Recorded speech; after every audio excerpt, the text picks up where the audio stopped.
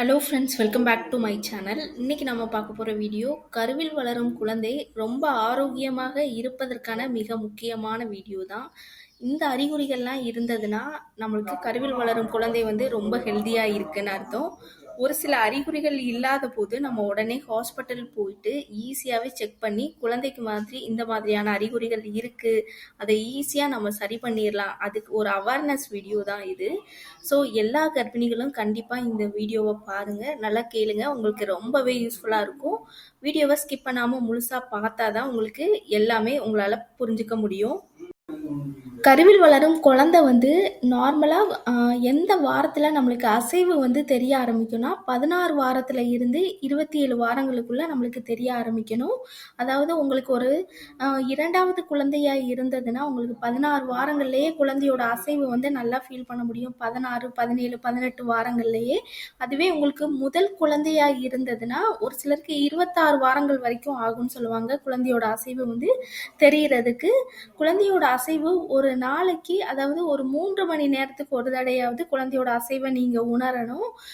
அல்லது குழந்தையோட அசைவு நீங்க தெரியலன்னு நினைக்கிறவங்க நல்ல ஒரு டார்க் ரூம்லயோ இல்ல ரொம்ப அமைதியான ரூம்லயோ உங்களுக்கு ஒரு பிடிச்ச ஜூஸ் மாதிரி குடிச்சிட்டு போய் தூங்குறதோ அல்லது உங்களுக்கு பிடிச்சதை செய்யும் பொழுது குழந்தையோட அசைவு நல்லா ஃபீல் பண்ண முடியும்னு சொல்லுவாங்க.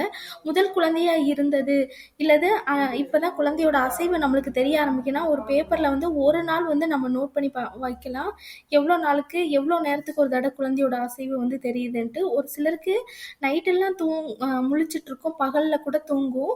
ஸோ அது எல்லாமே ஒரு ஒரு லைட்டாக அசைவு தெரிஞ்சால் கூட நம்ம ஃபஸ்ட்டு என்ட்ரி போட்டு, அதாவது ஒரு ரஃப் பேப்பரில் எழுதும் பொழுது உங்களுக்கு ஈஸியாக ஐடென்டிஃபை பண்ணிடலாம் இவ்வளோ நாளைக்கு ஒரு தடவை தான் அசைவு. ரொம்ப ஒரு குழந்தை ரொம்ப ஹெல்த்தியாக இருக்குன்னா அதுக்கு ரொம்ப முக்கியமான ஒன்று குழந்தையோட அசைவு தான். 9 மாதத்தில் குழந்தையோட அசைவு ரொம்ப கம்மியாக இருக்கும். என்ன காரணம்னா குழந்தை ஹெட் ஆன் பொசிஷன் வந்துடும், குழந்தைக்கு தேவையான இடம் அந்த அளவு இருக்காது. இருந்தாலும் நம்மளுக்கு அசைவு நல்லா ஃபீல் பண்ண முடியும். முன்னாடியே கம்பேர் பண்ணும்பொழுது இப்போ கம்மியாக இருக்கும். செகண்ட் ஒன் பார்த்தோம்னா குழந்தையோட இதய துடிப்பு. குழந்தையோட இதய துடிப்பு எந்த நாட்களில் நம்மளுக்கு தெரிய ஆரம்பிக்கும்னா, இதுக்கு முன்னாடி நல்ல ஹெல்த்தியான உணவு எடுத்துக்கொண்டாங்க. இப்போ நம்ம அதிக உணவு பழக்க மாற்றங்கள்னால மேக்ஸிமம் 65 நாட்களில் நம்ம ஸ்கேன் பண்ணி தான் பார்க்க முடியும். நம்மளால் கையை வச்சோ அந்த மாதிரி தெரியாது. ஆனால் இப்போ அதிகமாக 80 நாளில் கூட ஒரு சிலருக்கு குழந்தையோட இதய துடிப்பு வந்திருக்கு. இதோ குழந்தையோட இதய துடிப்போட ரேஞ்ச் நம்ம பார்த்தோம்னா 120லேருந்து 160. ஒரு சிலருக்கு ஸ்கேன் பார்க்கும் பொழுதோ அந்த ஒரு பதட்டத்தினாலேயோ இல்லை நார்மலாக ஒரு இந்த அனாமலை ஸ்கேன், அனாட்டமி ஸ்கேன் இருக்கும்போது 182, 189 வரைக்குமே, அதாவது 185 இந்த ரேஞ்சு கூட வரும். அது நீங்கள் பயப்படணும்னு தேவை கிடையாது.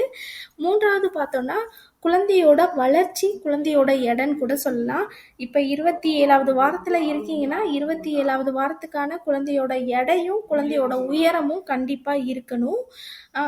இதுவும் நம்மளால் கண்டுபிடிக்க முடியாது, ஸ்கேன் பார்த்து தான் சொல்லுவாங்க. அதே மாதிரி நம்ம கர்ப்பப்பையோட சுற்றளவு, அதாவது குழந்தை வளர்ச்சி அடையும் பொழுது நம்மளோட வயிறோட அளவும் இன்க்ரீஸ் ஆகிட்டே இருக்கணும். அப்போ தான் இதுவும் நம்ம இது பண்ண மாட்டோம், ஸ்கேனில் தான் பார்ப்பாங்க. நெக்ஸ்ட் நம்ம பார்த்தோம்னா பனிக்கூடத்தோட நீரோட அளவு. நார்மலாக பனிக்கூடத்தோட நீரோட அளவு எவ்வளோ இருக்கணும்னா 8 சென்டிமீட்டர்லேருந்து 18 சென்டிமீட்டர் வரைக்கும் இருக்கணும். இதோட ரேஞ்ச் நம்மளுக்கு குறைஞ்சது ஒரு 12, 13, 14 இருக்கிறது ரொம்ப நல்லது. 7, 8, 9, 10 இந்த ரேஞ்சில் இருந்ததுன்னா உங்களுக்கு ரொம்ப கம்மியாக தான் இருக்குது. அதுவும் 10, 8, 9 இந்த ரேஞ்ச் இருந்ததுன்னா எப்போனாலும் டக்குன்னு கம்மியாயிடும். ஸோ நல்ல ஹெல்த்தியான உணவு எடுத்துக்கொள்ளும் பொழுது நிறைய தண்ணீர் சத்து இருக்கிற வாட்டர்மெலான், ஜூஸு இல்லை அல்லது நிறைய தண்ணி, மோர், இப்போ அதிகமான வெயில் காலங்கிறதால நிறைய மோர் எடுத்துக்கொள்ளலாம், நிறைய ஜூஸ் எடுத்துக்கொள்ளலாம், இல்லை பழத்தை கூட அப்படியே நம்ம சாப்பிட்லாம். ஜூஸாக எடுத்துக்கொள்ளாட்டி கூட ஃப்ரூட்ஸை நம்ம அப்படியே கடித்து சாப்பிடும் பொழுது முழு நியூட்ரிஷனும் கிடைக்கும்னு சொல்லுவாங்க. நிறைய ஒயிட் சுகரை தவிர்த்துட்டு ஃப்ரூட்ஸ் நிறைய எடுத்துக்கோங்க. வெள்ளரிக்காய் அதிகமாக எடுத்துக்கோங்க. பீர்க்கங்காய், சொரக்காய், லெமன் ஜூஸ் மாதிரி போட்டு கொடுக்கலாம். ஆரஞ்சு அதிகமாக எடுத்துக்கோங்க. இது எல்லாத்துலேயுமே விட்டமின் சி அதிகமாக இருக்குது, அதை சிட்ரஸ் ஃப்ரூட்ஸ்ன்னு சொல்லுவாங்க. லெமன், சாத்துக்குடி இந்த மாதிரியான பழங்கள்ல வந்து அதிகமான விட்டமின் சி இருக்கு. இதுவும் நம்மளுக்கு குழந்தையோட வளர்ச்சியை வந்து ரொம்பவே ஹெல்ப் பண்ணும். அது மட்டும் இல்லாமல் நார்மலாக கர்ப்ப காலத்தில் ரொம்ப முக்கியமாக 3 இதை வந்து நம்ம நோட் பண்ணணும்.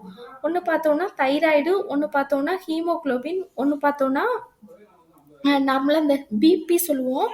ஒரு சிலருக்கு இப்போ அதிகமான பெண்களுக்கு பார்த்தோன்னா பிபியோட லெவல் தான் அதிகமாகுது. ஹை பிபின்னு சொல்லுவாங்க. உயர் ரத்த அழுத்தம்னு சொல்லுவாங்க. அது ரொம்ப முக்கியமான ஒன்று. அதே மாதிரி தான் சுகர், தைராய்டும் வந்து நம்ம முதல் 3 மாதத்தில் சுகர் செக் பண்ணுவோம். முதல் 3 மாதத்தில் தைராய்டும் செக் பண்ணுவோம். கடைசி 3 மாதங்கள்லேயும் அல்லது 6, 7 இந்த மாதங்களில் கூட தைராய்டு வந்து செக் பண்ணி பார்ப்பாங்க. இதை தவிர டபுள் மார்க் டெஸ்ட்டுன்னு நம்ம ஒன்று பார்ப்போம். இது வந்து நம்மளுக்கு குழந்தைக்கு வந்து ஏதாவது மரபணு, அதாவது நம்மளோட முன்னோர்கள்ட்ட இருந்து ஏதாவது நோய்கள் வந்து நம்மளோட குழந்தைக்கு வந்து இருக்கா, இதுதான் டபுள் மார்க் டெஸ்ட்டுன்னு சொல்லுவாங்க. இது வந்து என்ன ரீசன்னா ஏதாவது மரபணுக்கள் மாற்றங்கள் இல்லை ஏதாவது நோய்கள் அந்த மாதிரி இருக்குதா இல்லையான்னு கண்டுபிடிக்கிறது தான் இந்த டபுள் மார்க் டெஸ்ட்டு. இது வந்து எனக்கு வந்து நான் பார்க்கும் பொழுதே 2500. இது ஒவ்வொரு ஹாஸ்பிட்டலுக்கும் ஒவ்வொரு ரேஞ்ச் வந்து ப்ரைஸ் வந்து மாறுபடும். மேபி நீங்கள் கவர்மெண்ட் ஹாஸ்பிட்டல்லையே நீங்கள் வந்து டெஸ்ட்டை பார்த்தாலும், அதாவது செக்கப் போனாலும், இந்த ஒரு டெஸ்ட்டாவது நீங்கள் ப்ரைவேட்டில் எடுத்துக்கோங்க. அனாமலை ஸ்கேன், அனாட்டமி ஸ்கேனு, இது மேபி உங்களுக்கு பார்க்கலாட்டி இல்லை பார்த்தாங்கன்னா ப்ராப்ளம் கிடையாது. ஒரு சில இதில் பார்க்க முடியலன்னு நினைக்கிறவங்க ஸ்கேன் வந்து தனியாக பார்த்துக்கோங்க. அதோட இந்த டபுள் மார்க் டெஸ்ட்டும் எடுத்துக்கொள்கிறது ரொம்பவே நல்லது. குழந்தைக்கு ஆரம்பத்திலேயே என்ன குறைபாடுகள் இருக்குது இல்லைங்கிறத நம்ம ஈஸியாக கண்டுபிடிச்சிடலாம். மேபி 7-8 மாதங்களில் கூட ஒரு சிலருக்கு வந்து இந்த டபுள் மார்க் டெஸ்ட் வந்து பண்ணுவாங்க. பண்ணிக்கிறது ரொம்பவே நல்லது. இது வந்து நிறைய கர்ப்பிணிகளுக்கு வந்து இப்போ தெரியல டபுள் மார்க் டெஸ்ட் இருக்குன்ட்டு. அதை பார்த்துக்கொள்வது ரொம்பவே நல்லது. நெக்ஸ்ட் நம்ம பார்த்தோம்னா கர்ப்பிணிகளுக்கு குழந்தைக்கு வந்து கொடி சுற்றி இருக்கா இல்லையா அதையும் நம்ம பார்க்கணும்.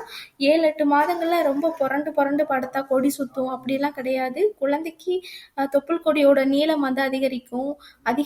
அதிகமாக நார்மலாக இருக்கிற நீளத்தை விட ரொம்ப அதிகமாக இருந்தாலோ அல்லது ஒரு குழந்தை 2 குழந்தை அவங்க வந்து ப்ரெக்னெண்ட்டாக இருக்கலாம், அதாவது ட்வின்ஸ் வந்து ப்ரெக்னெண்ட்டாக இருக்கலாம். அப்படி இருந்தால் கூட அவங்களுக்கு வந்து கொடி சுற்றுறதுக்கு நிறைய வாய்ப்பு இருக்குது.